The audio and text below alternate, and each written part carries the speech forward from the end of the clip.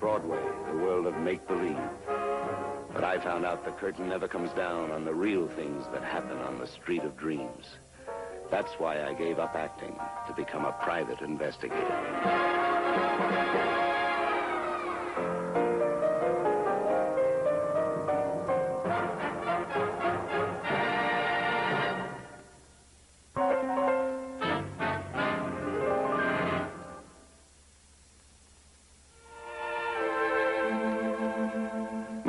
People getting a play in shape for Broadway see little more of the tryout town, even when it's historic Boston, than their hotel room and the theater. There just isn't time. You got it now, Mama. Mama!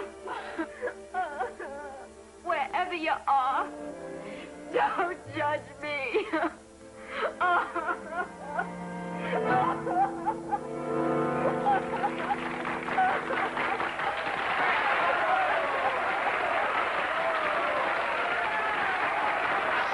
Performance, Helena. Really great. Nice of you to say that, Jay.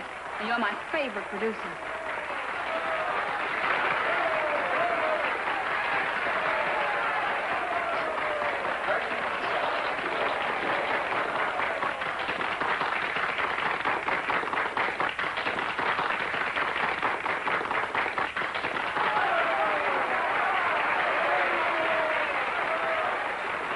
The girl in black.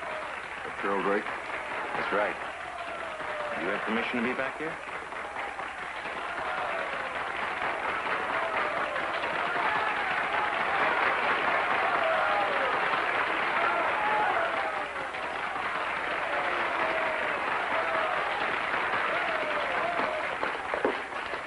Wonderful, baby. Just wonderful. Thanks, G, thanks. Miss Drake? Yes? Is this yours? Where did you find that? That should be in my dressing room. You admit ownership, then? Oh, now, just a minute. Admit, I said it was mine. Well, in that case, I'm afraid you're under arrest, Miss Drake. Are you kidding? This box contains narcotics. You'll have to come along with me.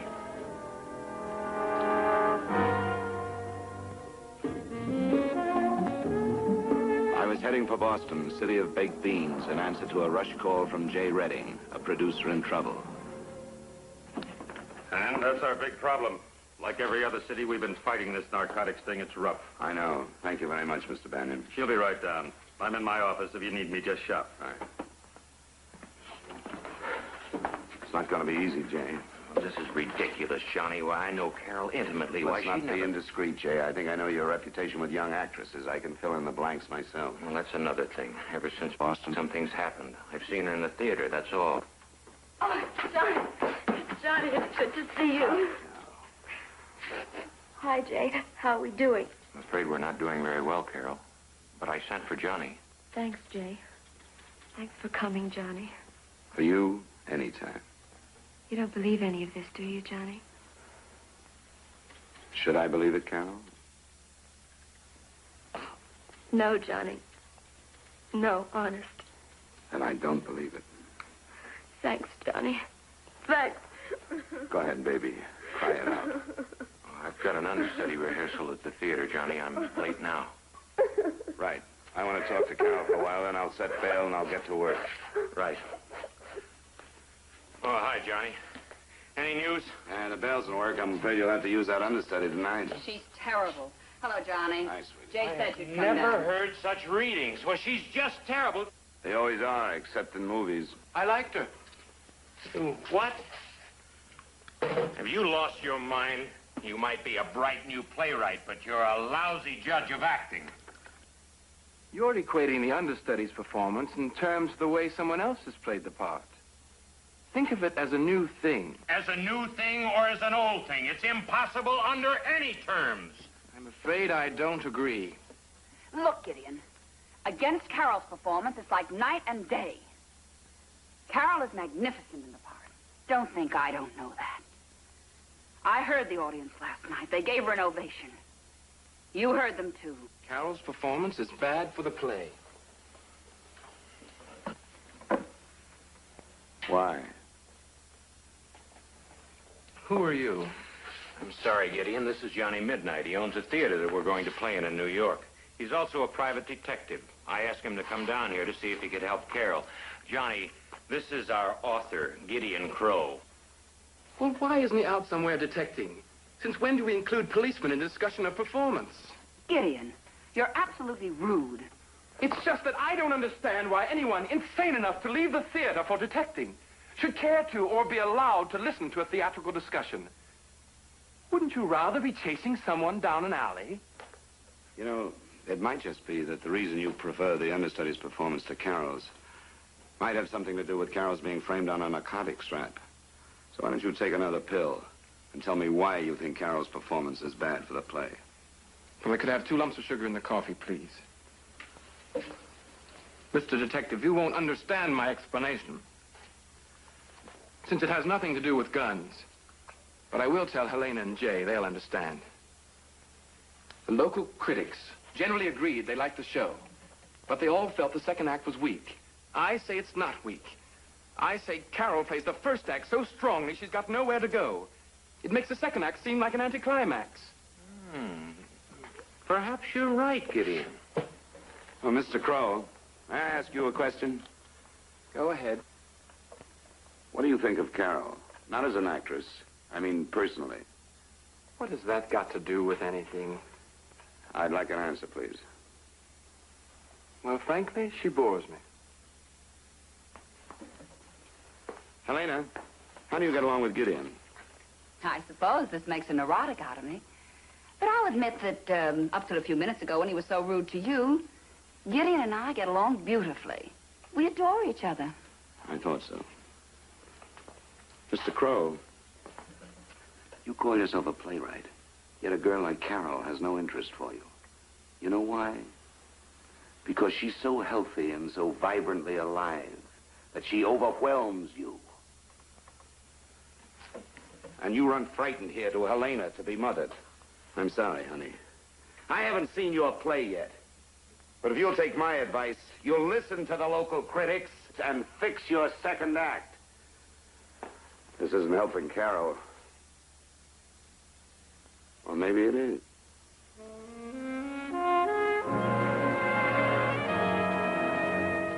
I had a long talk with Helena after rehearsal, but it didn't tell me anything new. I had an old friend in Boston I thought might be helpful. Club Ricky was named for Danny D'Angelo's wife. As Ricky Montez, she had appeared in a couple of Broadway shows and had also done a fast turn in Hollywood. Then she married Danny. Hey, look at this crazy thing. It almost looks like it's alive. They're for my friends, Johnny. I got a lot of friends coming to the club. It's really for their kids, you know, nephews, nieces, grandchildren, godchildren, whatever. If I can make somebody's kid happy, it's a good thing, huh, Johnny? That's a good thing, Danny. Of course, you know, it doesn't hurt the business either. Of course, that's not really why I do it. I know. You told me once. How is the Senora? Good. Real good, like always. She's been to Pittsburgh for a few days to visit her folks. Back today. I forgot to ask you, what are you doing in town? You come to catch the new play, huh? Well, kind of. They're in trouble, huh? I read all about it. The critics say this new young girl is great. With a little fixing, the play could be a big hit, then whammo! The kid gets hung with a junk rap. Crazy.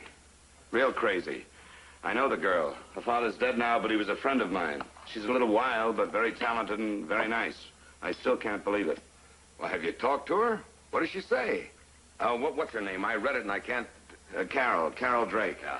Yes, I've talked with her. She swears she's clean. The whole thing happened out of the blue. Nothing figures. Crazy, huh? Has to be a frame. Hey, who belongs to this earring? Been entertaining? Yeah, I've been entertaining my wife. She dropped by to see me on her way back from her folks. You didn't miss her by much. Say, Johnny, you'd like to help this Carol kid, what's her name, Drake? Yeah, that's right. Yes, I'd like to help her, very much so. I think she's innocent. You got any ideas? Sort of. It may be a little far out, but I don't like to mention names. It's something I was taught not to when I was very young. Well, it goes no further, Danny. You know that. And I need help. I need it badly. Like I said, I don't like to mention names, Johnny. Well, then don't. I'll find some other way.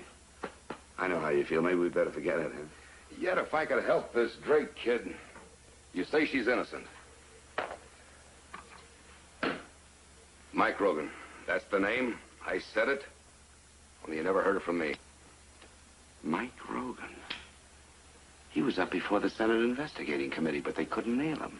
And they never will. He's a local man. Very rough and very smart. Well, I don't get it. What's the tie-in? It's really very simple. He's fed up with the rackets. He wants to go legit. You know, get a little class, meet the right kind of people. Maybe open a joint like mine. So? So? He's the guy that put up all the money for the play. He what? He's the angel. All the loot's his. That's the word I get from the inside, only you never heard it from me. Well, how did he put up the money for the play? Through whom? Who does he know that has anything to do with the play? The gal. Oh, not Carol. The other one, the big star. Helena Morgan? That's the one. Oh, I know it sounds crazy. They're in different leagues, but they're a team. I hear she hides him like she's not too proud of him. It's crazier than I ever would have believed. And yet it makes a lot of sense, too. Carol was going to be the big hit of the play. And the Morgan dames didn't like it, huh? She didn't like it, but she never framed Carol. I know her. It had to be Rogan on his own. Like he was doing his girlfriend a favor, getting rid of the competition. All right, Johnny, you take it from here. Only you never talk to me. I'll take it from here, Danny. And try not to feel bad about mentioning names. If you've helped clear an innocent girl, what you've done is right. I hope so. I still feel funny about it. I know. Danny, did you ever think of adopting children? Sure. We thought about it. And? Not a prayer. You see, that's why I don't like to mention names. Way, way back, I wasn't always respectable like now. Somebody mentioned my name once. Sorry I asked. It's nothing. He's seeing you. I'm very grateful, Danny. Sure, sure. Oh, stop your crying. So the cat's out of the bag, so they'll all know I'm your boyfriend. So what's wrong? I got leprosy or something? She didn't act like this when I gave her the loot for the play. I told you to stay out of sight. I was doing fine. You were doing lousy. Another 2 minutes, you'd have broke down telling I planted the dope on Carol Drake. That's how shaky he had you. Look, Mr. Midnight, you think it's only guys like me that get mixed up with junk. Dope, I mean. Well, let me tell you something. Mike, please. You promised. Let him talk, Helena. You can bet I'll talk. I've been cooped up in my own suite like I had the plague or something. 4 o'clock in the morning, I get to go out for a 10-minute walk. Who needs this?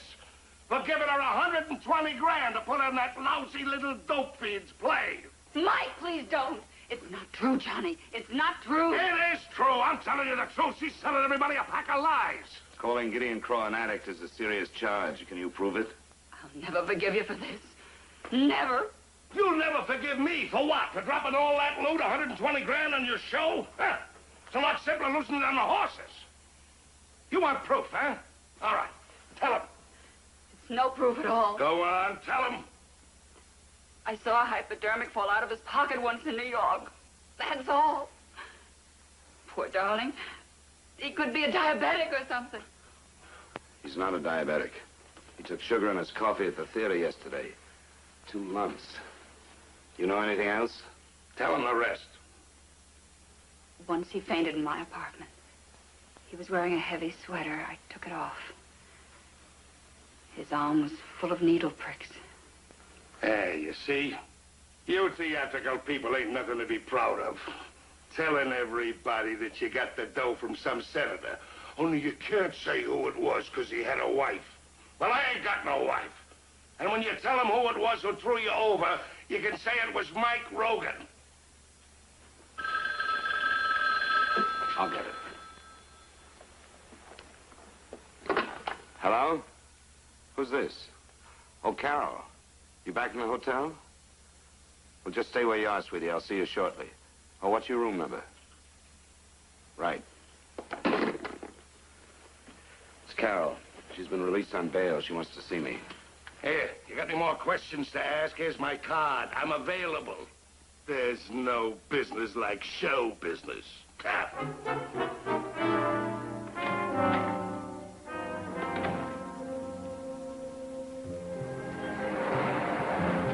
Gideon was nowhere to be found. I took a chance and searched his room. It gave me a couple of leads. But first, I wanted to find out why someone I thought was a good friend of mine had given me a bum steer. Someone named Danny D'Angelo. Listen to the lullaby of Broadway, the hip hooray and ballyhoo, the lullaby of Broadway, the rumble of the... Hey, Ricky! Johnny! Mi amigo! Ricky! Hi, sweetheart. How are you? Oh, Johnny Midnight. Oh, when I got into town just a while ago, Danny told me you were in. And I was preparing a little surprise for you. But now you know. You heard. Yes, I heard. Now I'll have to come tonight. You better. Danny's expecting you. Don't disappoint him. He lives on celebrities. And besides, I called a special rehearsal with the musicians. Don't tell Danny or he'd kill me. I'm going to pay for it out of my own allowance. Now, wait a minute. That's not in character. That's not Danny. Oh, yes, it is. You don't know him. Oh, maybe I don't. Where is he? Checking on the other saloons. He's got 3 other places, you know. Oh, I didn't know. Oh, sure. He doesn't call them by his name or mine. They're joints. They're big joints. They make big money. This place loses money. This is just for prestige. Well, what do you know? If anyone were to tell me that the town's most glamorous host, famous for giving away expensive gifts to the cash customers like tie clasps, earrings, perfume, allows his wife pay for the musicians' overtime. Crazy, huh? Well, that's my Danny. Tell me, does he still buy you a pair of those beautiful, expensive earrings every week? Oh, sure. But we ride in a taxi. I pay the fare. Oh, I've given up trying to figure him out a long time ago. You either bet on someone or you don't. Well, he's my bet.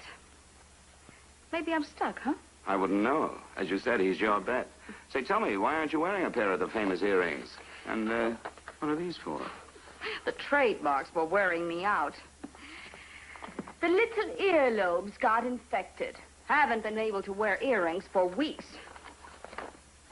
But tonight, these come off. Tonight, I'll wear my best and sing my best for you, Johnny. Well, Johnny boy, you're back. I'm back, Danny, and I'd like to talk to you again. Sure thing. Let's go inside. Hey, how about our girl here? She treat you right? The best. That's my baby. See you later, honey. Come on, Johnny. Right.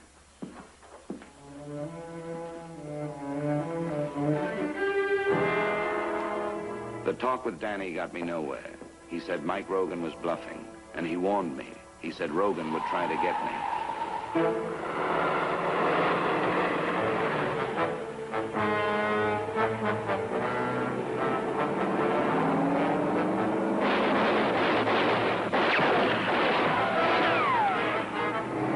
Someone wasn't bluffing. But I had one other lead I wanted to try first.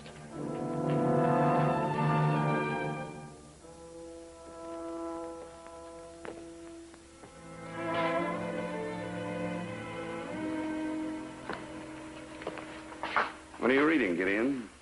Oh, how did you know I was here? You asked at the hotel desk for the nearest public library. I'm a detective, remember? Oh, yes. Yes, of course. Great plays of every year. Complete plot summaries. Well, Gideon, don't tell me that you're reduced to standard plotting. What are you trying to do, fix your second act? Please don't gloat. Yes, I'm trying to fix my second act. Like a common, ordinary hack. You'll never be a common, ordinary hack, Gideon. You're much too talented. Right now, you're just turning into a professional. I hate the word. Gideon, I want to ask you one more question, and I want you to be just as truthful. Go ahead. This piece of a hypodermic needle was found in your room. Please tell me what you use it for. Not for narcotics, Mr. Detective. For this. You see, there's a thing called histamine headaches. It's vascular in origin. It comes from nerves. The only antidote is to be injected with histamine itself till you become immune. You start with 0.25 cc, and you go to 1.0. Wait a minute.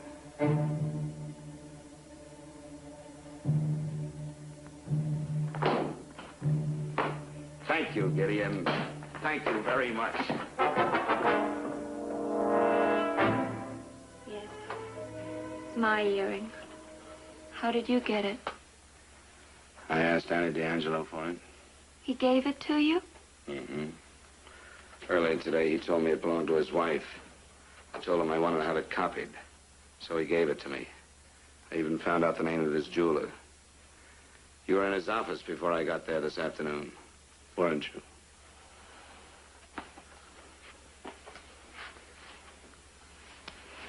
Yes, I was. When'd you first meet him? He introduced himself. I was getting a sandwich at Tiger Turner's next to the theater. I guess I was fascinated by him. I guess I still am. Don't be. He's the one who framed you. Danny wouldn't. We're in love. Danny would. And he's not in love. But why? Why would he? I had a little talk with Jay Redding a long time ago, before Ricky and Danny were married, when she was first Danny's girl. She was in a play for Jay Redding. Need I say more? Danny waited this long to get even. Mm-hmm. That frightens me. It should. What are you doing? I'm going to invite a friend to hear a girl sing. Come on along and listen to the lullaby of Broadway, the hip hooray and ballyhoo, the lullaby of Broadway, the rumble of the subway train, the rattle of the taxi, the daffodils who entertain, and Angelos and Maxie's when a Broadway baby says goodnight. It's early in the morning. Manhattan babies don't sleep tight until the dawn. Good night, baby. Good night. Milkman's on his way. Sleep tight, baby. Sleep tight. Let's call it a day. Listen to the